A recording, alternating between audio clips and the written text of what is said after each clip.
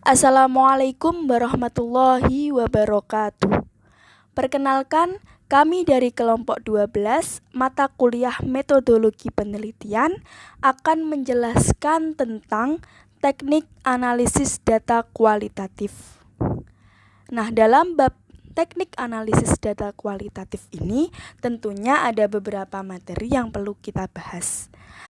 Materi yang pertama yaitu teknik analisis isi. Dalam teknik analisis isi ini ada beberapa analisis yang perlu dibahas. Yang pertama yaitu analisis dominan. Yang kedua yaitu analisis taksonomi. Dan yang terakhir yaitu analisis data komponen. Untuk teknik yang kedua yaitu teknik analisis tema. Di dalam analisis tema ini juga ada tahapan-tahapan analisis tema. Selanjutnya teknik yang ketiga yaitu teknik analisis komparatif konstan. Dan materi yang terakhir yaitu tentang teknik pengecekan keabsahan data. Baik, untuk selanjutnya kita masuk ke dalam pembahasan. Pembahasan pertama yaitu tentang teknik analisis isi yang akan dijelaskan oleh Saudara Atta. Teknik analisis isi. Berdasarkan pendekatan yang digunakan, analisis isi dibagi menjadi dua pendekatan, yaitu analisis isi kuantitatif atau quantitative content analysis dan analisis isi kualitatif atau qualitative content analysis. Analisis isi atau content analysis adalah penelitian yang bersifat pembahasan mendalam terhadap isi suatu informasi tertulis atau tercetak dalam media massa. Pelopor analisis isi adalah Harold de Lasswell yang memelopori teknik simbol coding, yaitu mencatat lambang atau pesan secara sistematis, kemudian diberi interpretasi. Selanjutnya akan dijelaskan oleh Saudari Nafisah. Beberapa pengertian analisis isi yang dideskripsikan oleh beberapa pakar, yaitu yang pertama, menurut Halsey, metode analisis isi adalah suatu teknik untuk mengambil kesimpulan dengan mengidentifikasi berbagai karakteristik khusus suatu pesan secara objektif, sistematis, dan generalis. Yang kedua, menurut Berelson dan Kerlinger, analisis isi merupakan suatu metode untuk mempelajari dan menganalisis komunikasi secara sistematik dan objektif, kuantitatif terhadap pesan yang tampak. Dan yang ketiga, menurut Booth, analisis isi adalah suatu teknis sistematis untuk menganalisis isi pesan dan mengelola pesan atau suatu alat untuk mengobservasi dan menganalisis isi perilaku yang terbuka dari komunikator. B. Analisis dominan. Analisis domain adalah upaya peneliti untuk memperoleh gambaran umum tentang data dalam menjawab fokus penelitian. Teknik analisis domain digunakan untuk menganalisis gambaran objek penelitian secara umum atau ditingkatkan permukaan, namun relatif utuh tentang objek penelitian tersebut. C. Analisis taksonomi. Analisis taksonomi adalah analisis yang tidak hanya penjelajahan umum, melainkan analisis yang memusatkan perhatian pada domain tertentu yang sangat berguna untuk menggambarkan fenomena atau masalah yang menjadi sasaran studi. D. Analisis data komponen. Analisis komponen utama atau AKU dipelopori oleh Karl Pearson pada tahun 1901.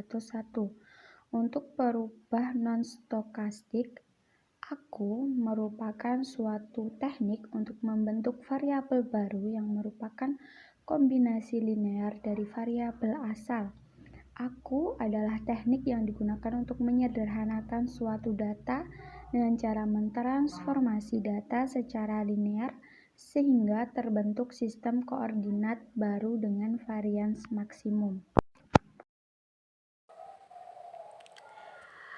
Baik, untuk yang selanjutnya adalah teknik analisis tema.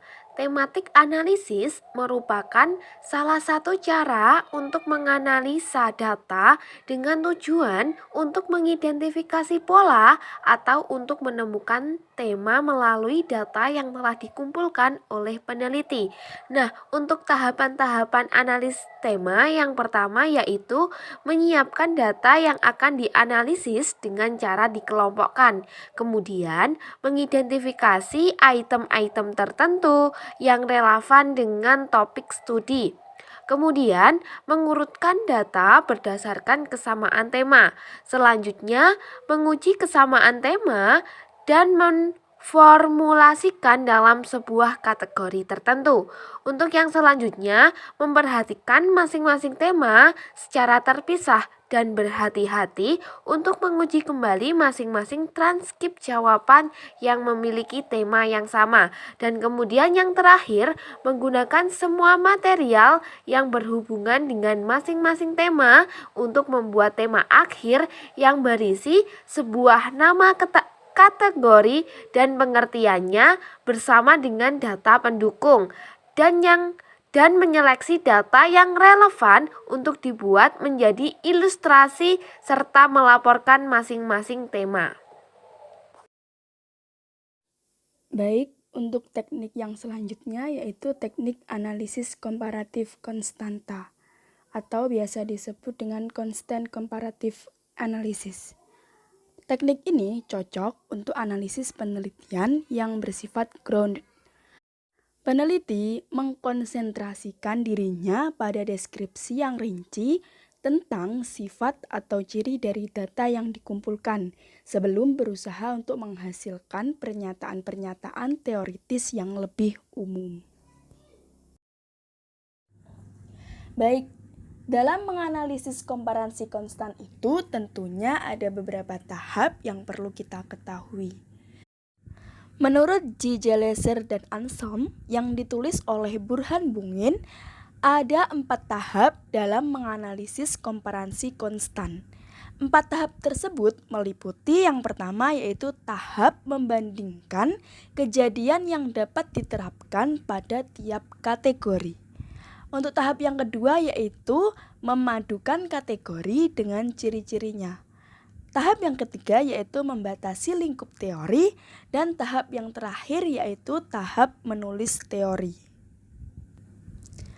Dan materi yang terakhir yaitu tentang teknik pengecekan keabsahan data. Yang pertama yaitu kredibilitas.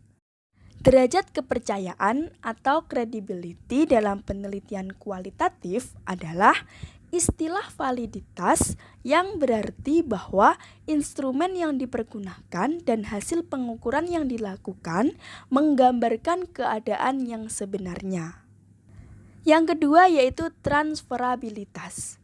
Transferabilitas atau keteralihan berarti bahwa hasil penelitian dapat diterapkan atau digunakan pada situasi lain yang memiliki karakteristik dan konteks yang relatif sama. Yang ketiga yaitu dependability. Sebuah penelitian dapat dikatakan reliable jika orang lain dapat mengulangi proses penelitian tersebut. Pengujian ini dilakukan dengan cara mengaudit keseluruhan proses penelitian. Dan yang terakhir yaitu konfirmabilitas. Konfirmabilitas merupakan suatu proses pemeriksaan kriteria, yaitu cara-cara atau langkah-langkah peneliti untuk melakukan konfirmasi hasil-hasil temuannya.